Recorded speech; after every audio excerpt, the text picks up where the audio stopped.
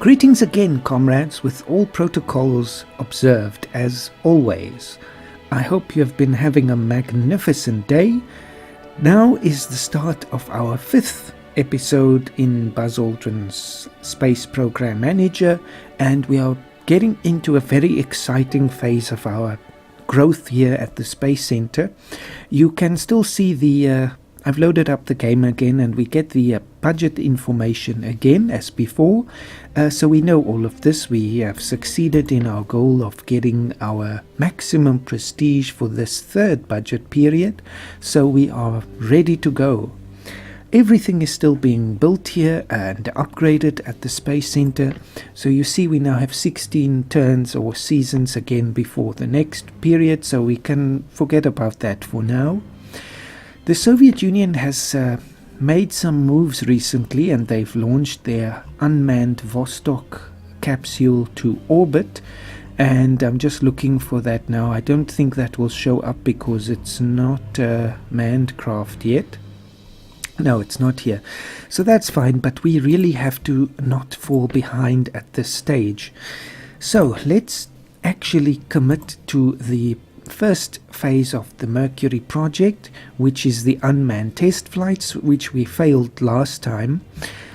I'm going to go straight into the uncrewed orbital test flight because of what the Soviets have just done, but we will take a penalty of 10% for that. It's not good, and I don't recommend doing this normally, but it's because I want to keep our lead that we have built up so far, and the years are flying by, so I really want us to actually keep our lead.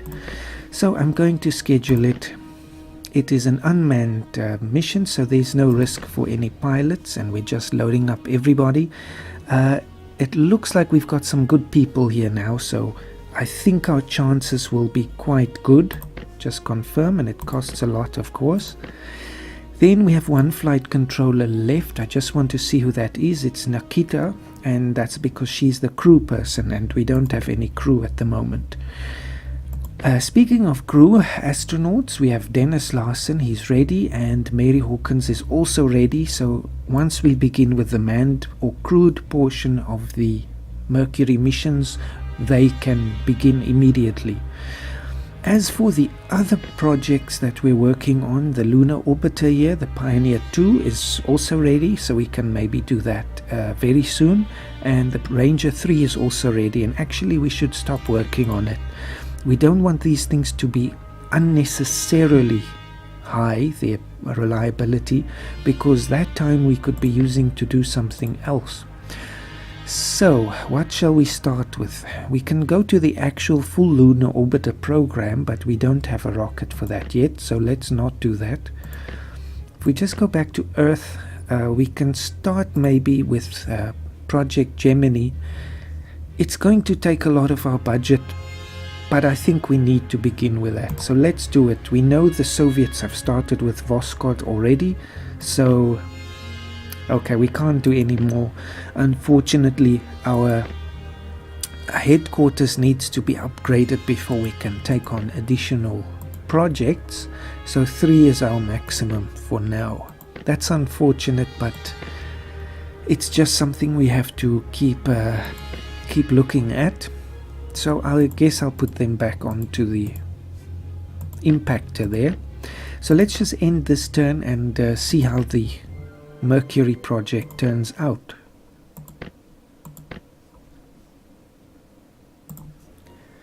Go, go, go. 10, 9, 8, 7, 6, Environmental 5, is giving us a readout here. 3, 2, 1. Ignition. Okay, not a problem. Launch, success. Ascent, maybe. Okay, good. The rocket is very reliable, so I think that's good, and of course the booster person as well. Orbital flight is a success. That's really a very good thing. Now the retro burn, and we get some flashing lights again. Come on. We need to iron out all these problems before we put people in these capsules. So, another problem. I'm going to take this one 2 teams because it's $6,700. It's a good compromise on cost versus increase in reliability. So let's take the chance. 83% chance of success, 4 out of 5. Good. Phew. Okay, at least it's coming back from orbit in a reasonable time. It would deorbit eventually anyway because of the remaining air resistance, but it's at least on schedule. Descent and splashdown. Good, it's working. No flashing lights, which means it will be a success. Awesome. That's great. That puts us on par with the Soviet Union, depending of course on what they have done now at the same time. But that means we're ready for the manned missions. It also shows that sometimes taking a risk is a good thing. We did now obviously have a penalty because we didn't first do the suborbital test flights, but it worked out for us, and Mercury is upgraded even further. So we achieved those goals. Astronauts have graduated. We finished that mission, and the upgrade has ended for the headquarters, which means we can immediately jump into Project Gemini. So, and there it's giving us a description again, suborbital and orbital configurations, extended duration missions up to 14 days, and rendezvous and docking. So that's really the goal of Project Gemini. We can take Gemini to the moon eventually, but that is a decision we'll have to wait on. At least we know this is something that can give us a bit more experience in space. It's got a bit of a longer duration capability. So I'm just going to stop working on Mercury now. It's at a good level, 94.1%. Take the people off here, take them off the lunar orbiter. And with this one we've actually got 3 components. The actual Mercury, or not Mercury, we passed that now, Gemini craft, the EVA suit that we are going to have to use, and the Agena target vehicle. This is maybe another aspect of the game that could be changed a little. As you know, we've been researching the Atlas Agena for a long time already, and it's at a good level already. Now only we're doing the Agena target vehicle, and it starts at only 19% reliability. I think they could take that into account, the fact that we've already worked on the Agena, and I know it's not the docking component, but at least give it a bit more reliability. But anyway, that's okay. So Gemini starts at 75% reliability, and we just need to get working on that.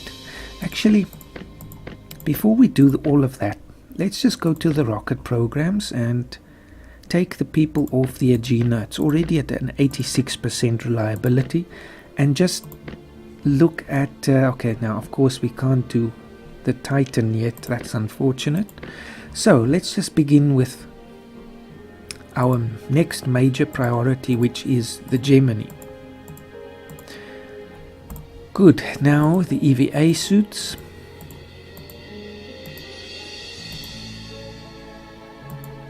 And finally the Agena target vehicle. We've got some really good people for that, up to 80%. And then we still have 2 left, so we can decide what is the most necessary one. Maybe the Pioneer 2, just so we get that out of the way. Their skills are low and it's only going up by less than 1%, but still. So let's actually get that out of the way. Pioneer, and finally use the Thor Able that we haven't used at all before. Everyone is ready. Okay, great. Hopefully that works and we can be the first nation to put something in orbit of another body. Astronauts are all available. Just want to see Evan Mann is also basically ready, but he can do with some more EVA training. Joseph Hill has very low science ability. Lawrence Hunt, maybe a little bit of science. They're all basically getting to the final stage of their training now. But you see, it's taken us years and years and years to get them up to this high standard. So if they perish in a mission, it will be such a terrible blow, obviously for them, goes without saying, but also for us and for the efforts of the space program as a whole.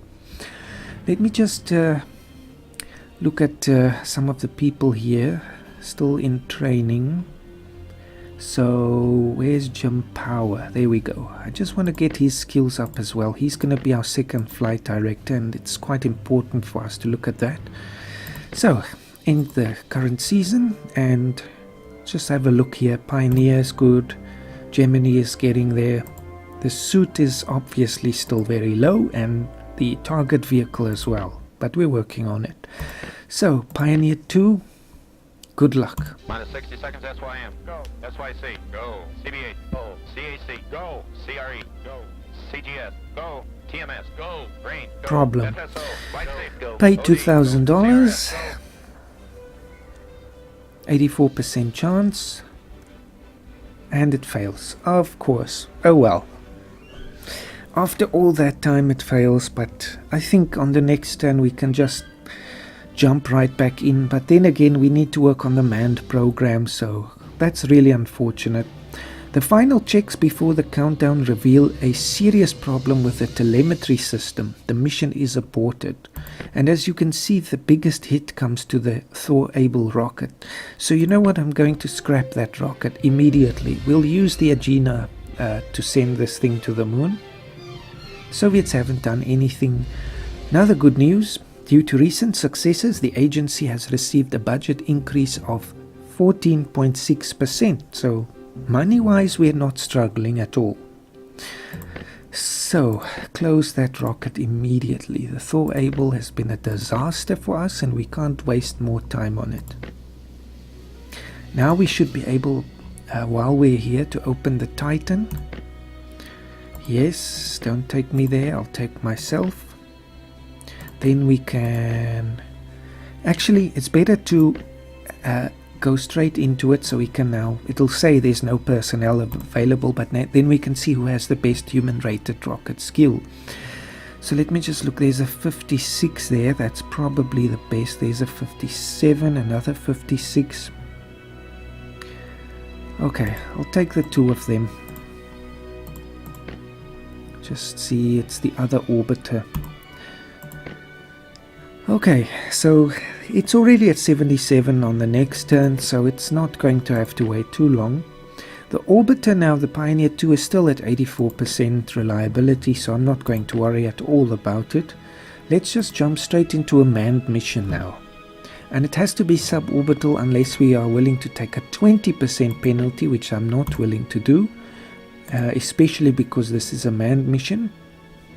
This is a no-brainer, it has to be the Atlas booster. Schedule it, and this is probably the most momentous mission we have ever undertaken. 1963, the third quarter, and we are finally going to send a human being to space. So, auto-assign best candidates, and let's just see what we've got. Mary Hawkins has been assigned to the Capcom role, which is fine, there's no problem with that. Everyone else is looking very good. Again, the flight director has the lowest skill of 76, which is not bad, so we run with it. Only one astronaut, and there's only one available, Dennis Larson. So our first X-15 pilot, he's the first to go to space.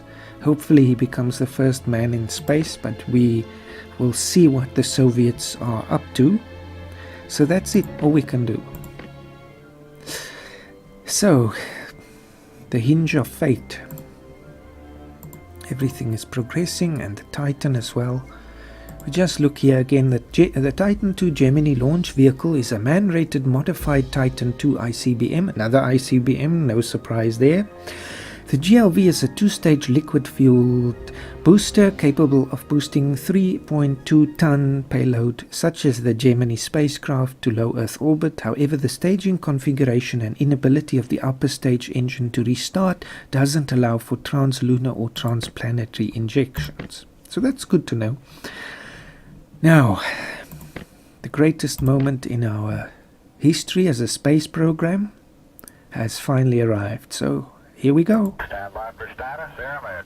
Go. ECS. Go. Sequence. Go. Electrical. Go. Good first step. 3, 10 remaining. 2, 1, 0. Go, go, go. Ignition. Okay, at least he's off the ground. Liftoff. Go, Dennis. We have a liftoff at 24. America's ambassador to space, so to speak. Ascent. Looking good. Deployment seems to be going well. Okay, fantastic. He's in space. Suborbital flight. Brilliant. All the hard work has paid off so far.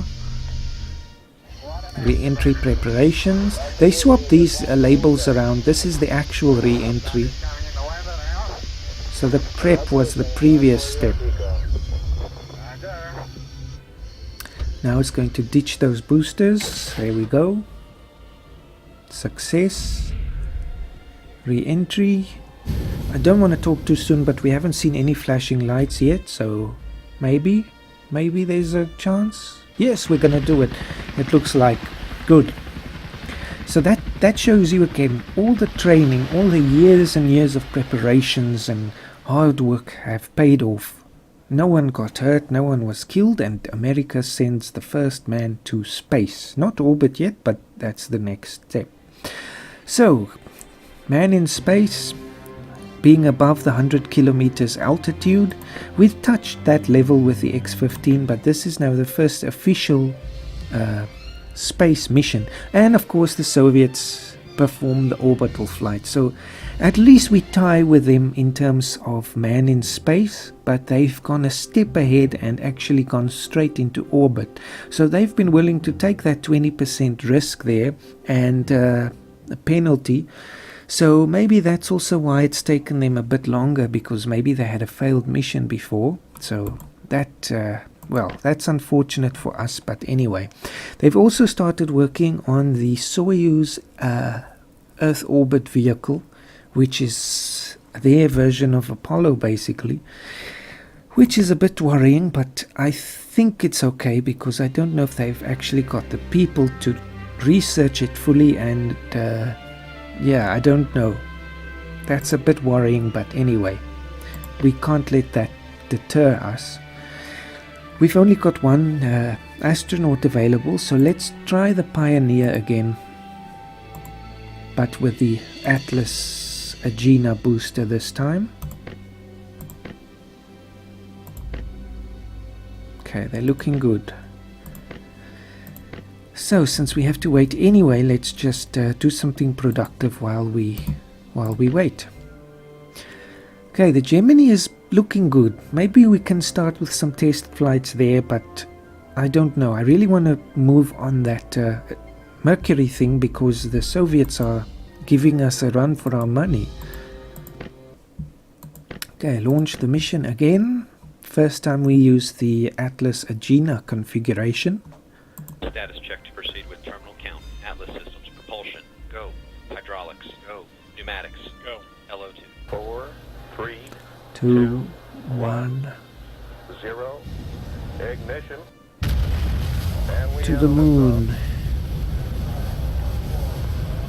We have a liftoff at So far, so 24 good. minutes after the hour. Flight Fighter, we're right on the nominal. Roger, on the nominal. Separating the engines. We have second Upper stage. Second stage thrust looks fine. Yes, sir, good tank pressure and 3 engines ready. Okay. TLI. Ignition. Good, go for deploy. Okay. It's released the Pioneer, but now there's a navigation problem potentially, and it of course comes up, but that's alright. I'm going to pay $4,000 and hire one team and, you know, get some help on this. That will boost it to 85% probability of success, which is decent. Good. Okay, at least it's going to get to the moon. Then it's up to that engine to put it into orbit. It's on target. And okay, another problem. Better pay another 4,000, but this is where our money quickly disappears. 85% again. Good, done. Great stuff.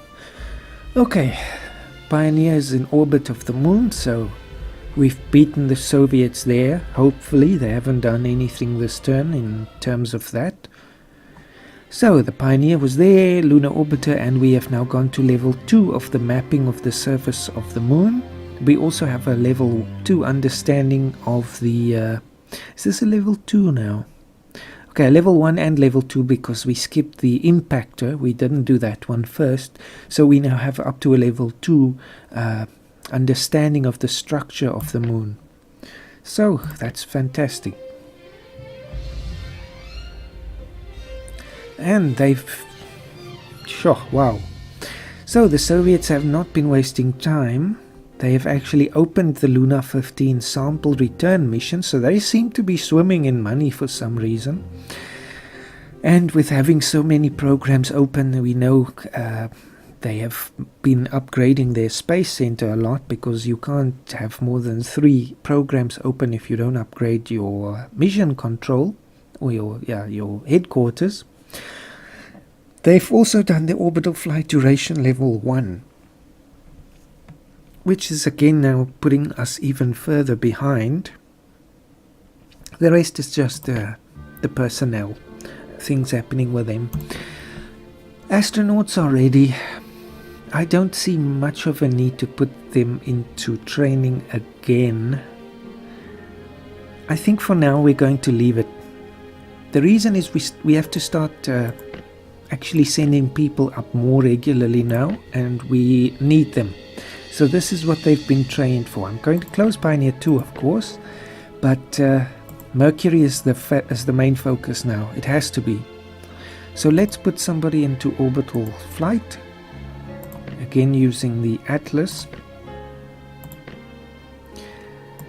So it's time for Mary Hawkins to actually get a turn. So Mary Hawkins is going up into orbit, hopefully. The rest of the astronauts are okay, they can just take a break this turn. And we still have another flight controller I can train. That's Jim Power again, so getting him skilled up there. So that's it. Skip this and get to the real action now. This is going to be quite a mission. Lots of steps here, 11, including some critical ones. For example, the re-entry. 8, 7, 6, 5, 4, 3, 2, 1. Ignition. Okay, go Mary, go.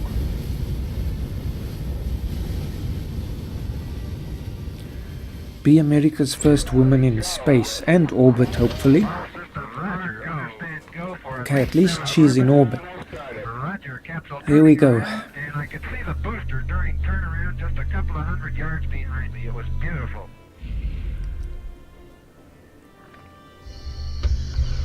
Now it's the re-entry prep. Actual re-entry, or retrofire at least.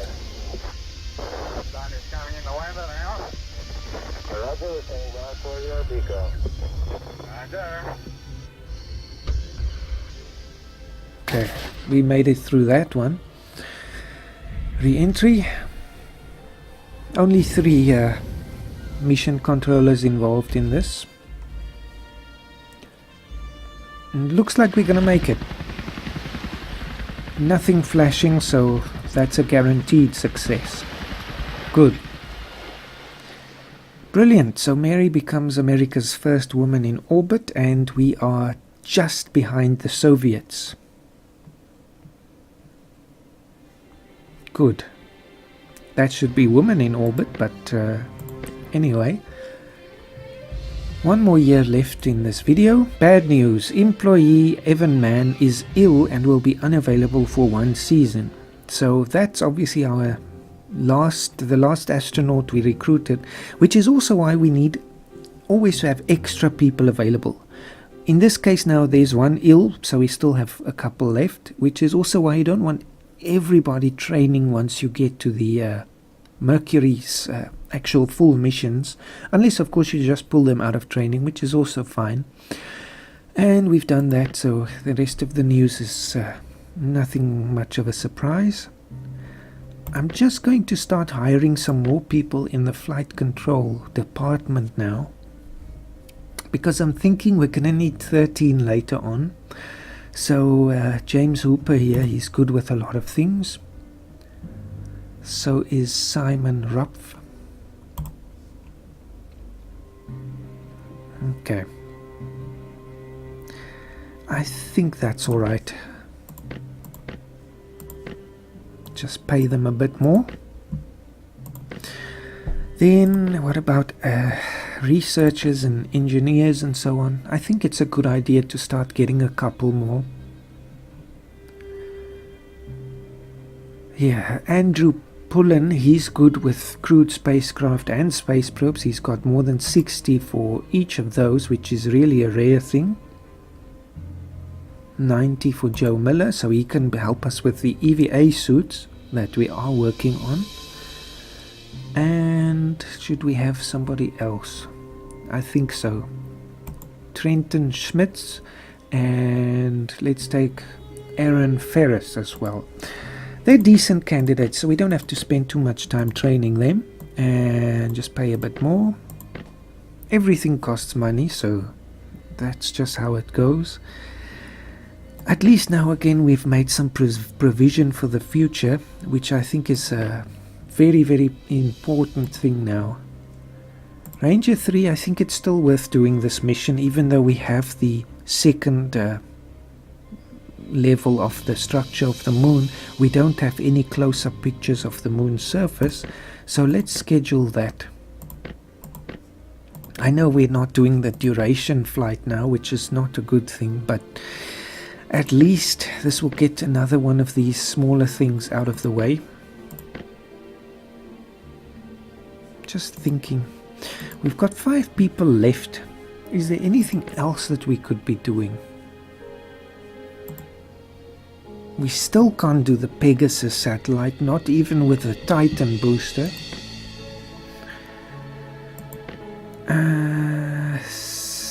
Maybe a good idea.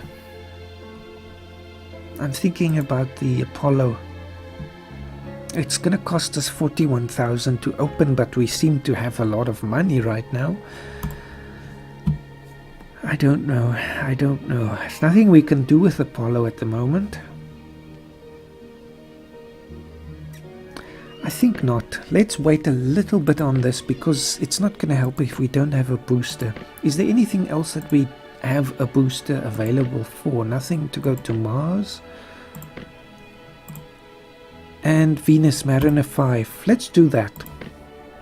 Just so we also don't focus exclusively on the moon.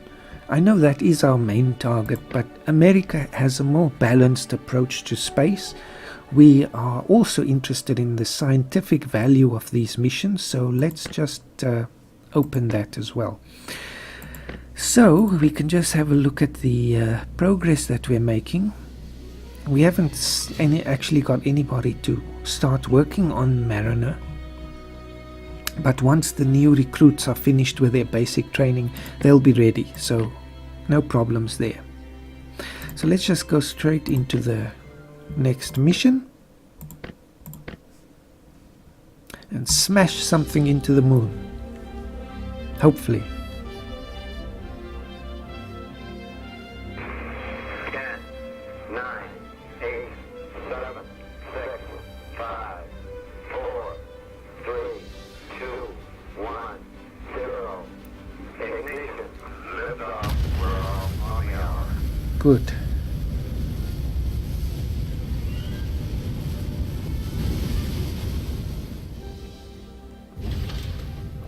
Separating those engines again.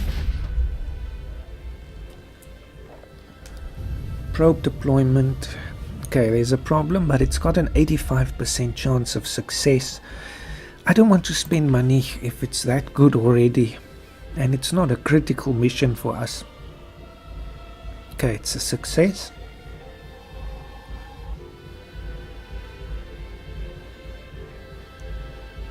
Translunar injection and releasing the payload. Good. Now it just needs to be on target. As big as the moon is, it's quite possible to miss it. And there we go. Brilliant. Our prestige, I think, is doing quite well. That's going to be very good. So we've got the lunar impactor now. Scratch that off our list. We've got some pictures of the lunar soil, close-up pictures, and obviously it's taking those pictures as it approaches the surface. And also we've gained a bit of understanding of the lunar soil just by seeing what happens when the thing actually hits the surface. Soviets have gone straight to orbital duration 2, which I expected, but that's okay. We're going to catch up very soon. Okay, the rest is just normal news. So close the Ranger 3. That's it. Don't think we're going to still have anyone available yet to research anything new. We're still waiting for those recruits. So that's fine. Let's actually... I don't know. No, let's not do that yet. Let's just actually get ahead with Project Mercury. And you see, that's the other thing now. We can only do a duration level 1 with a spacecraft, which is fine.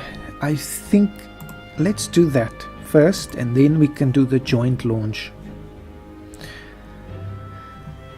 Some part of me is tempted to actually use the Titan II booster for the reason that we can actually test it then, but I'm not going to do that with a manned mission. We have to minimize risks when we're dealing with people. So Dennis has been up, Joseph Hill has not been up, so he needs to have a turn.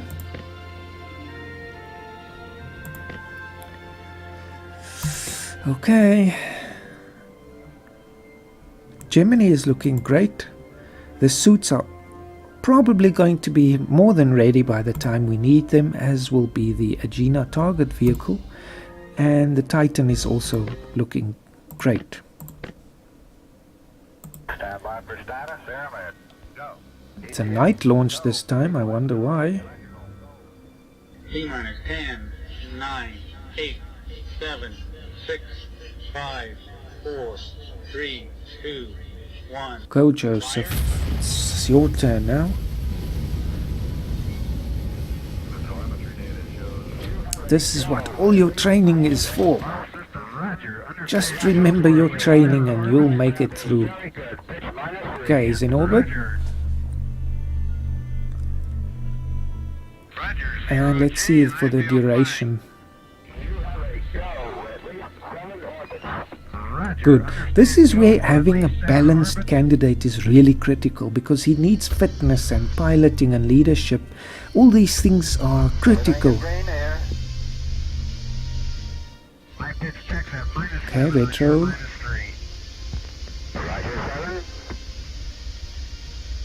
I wonder why those things aren't firing at the same time. I would think that they actually do. Otherwise the craft is going to turn around the center of mass there. Unless, of course, each one of those little thrusters goes right through the center of mass. Okay, descent and splashdown, no lights flashing, success, applause for everyone, well done, fantastic. And Joseph Hill has been a great success and we're very proud of him. And hopefully the President will give us some recognition soon. 2000 prestige. Extended flight. So this flight has been no less than 6 hours and no more than 36 hours. So let's say a day. He's just spent a day in space, which is an amazing thing. I mean, 10 years ago we didn't even have anything in space. Goals achieved. Okay, it's just all of the normal stuff. Now we've got those researchers ready, so let's use them immediately.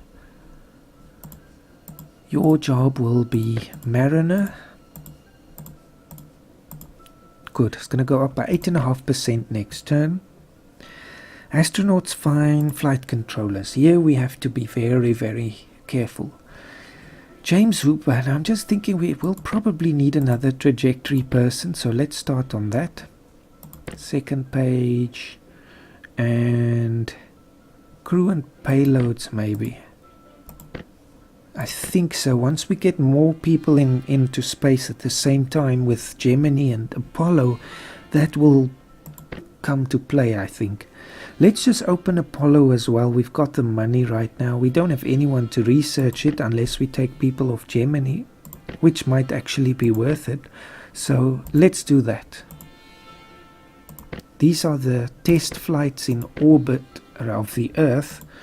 So basically, if we just step back, okay, there's a lot of things we're going to have to do with this.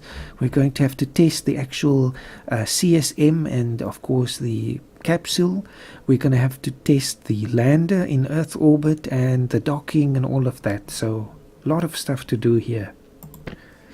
We still have a great income, and this was the benefit of actually getting the maximum prestige. Even with paying $4,000 per turn for the Apollo maintenance, we still have a 17,000 surplus. So we are rolling in money, and I wonder if the Soviets are doing the same actually. I don't know. Okay, 90% Gemini. I think that's fine. Let's put these people onto Apollo.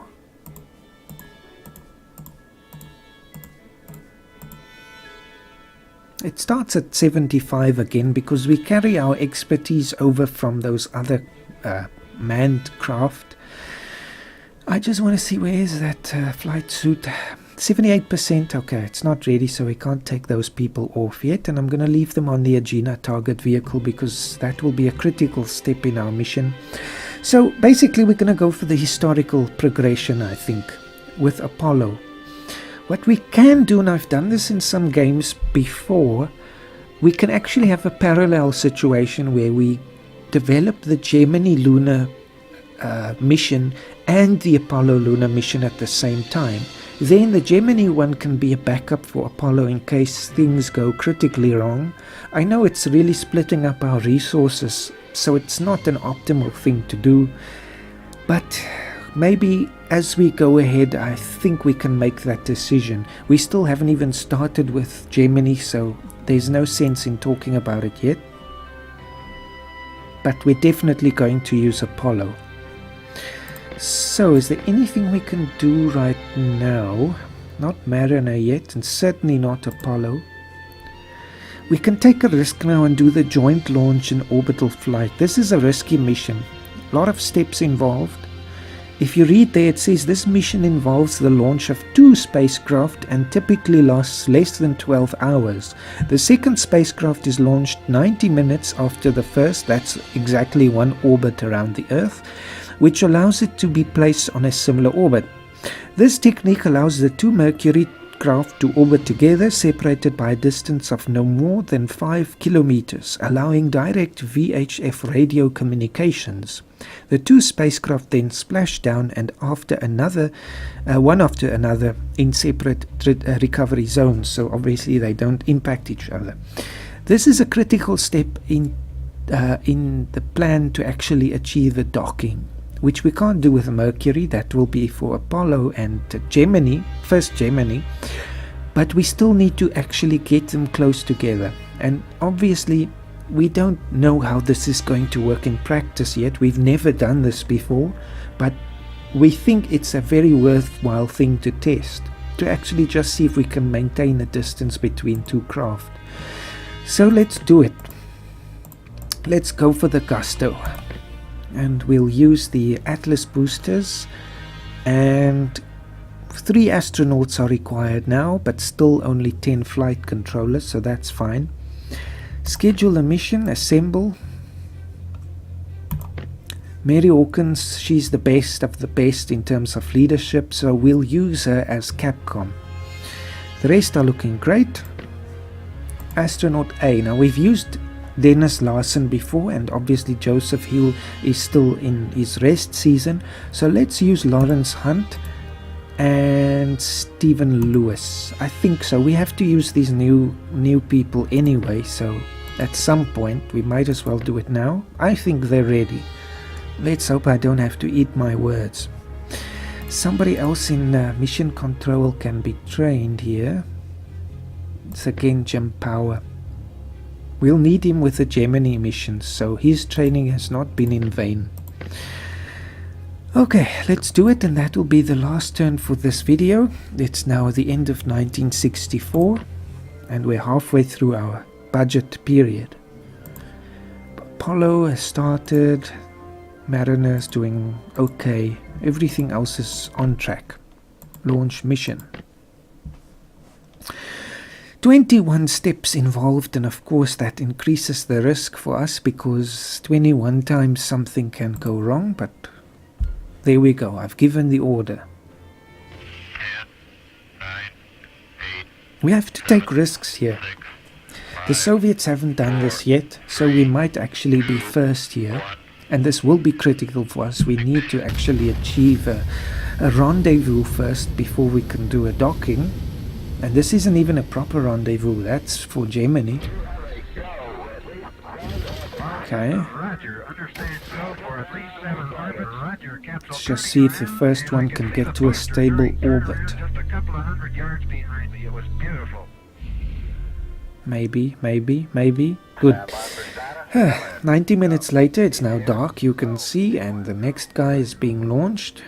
T-minus 10, 9, 8, 7, 6, 5, 4. So as the other one passes overhead, we launch this one, actually a little bit before, so that they can meet up more or less. Difficult decisions here. It's got a 90% chance of succeeding, but because it's a manned mission and we have the money, I'm going to spend 7,000 to get it to 92%. It's not a huge difference, but we need that bit. Good. That's good. The telemetry data shows Power system. Roger. Understand. Go for it. Okay, the second one, orbit, looks like a success, so now they just have to actually make contact between them. Roger, 0G, and I feel fine. Okay, there we go. Just a tiny dot, but we don't want them too close at this point. Just 5 kilometers. So this is the combination of the Gemini.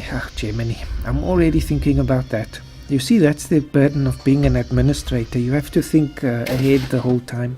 This is the combination of the Mercury space program, or project.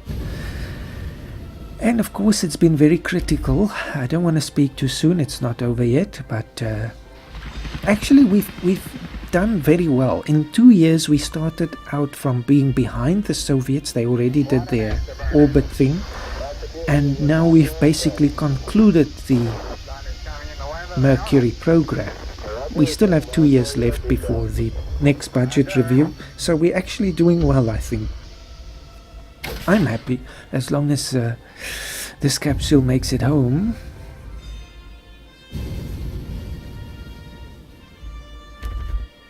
Okay. It's also good to get all of the astronauts with some experience in space before we try the longer missions. Okay, that's it. Brilliant. I can't tell you how many times I've had this mission in my own time and it actually failed with the last 1 or 2 steps. So, brilliant. Joint manned launch between 5 and 10 kilometers, so we've done it.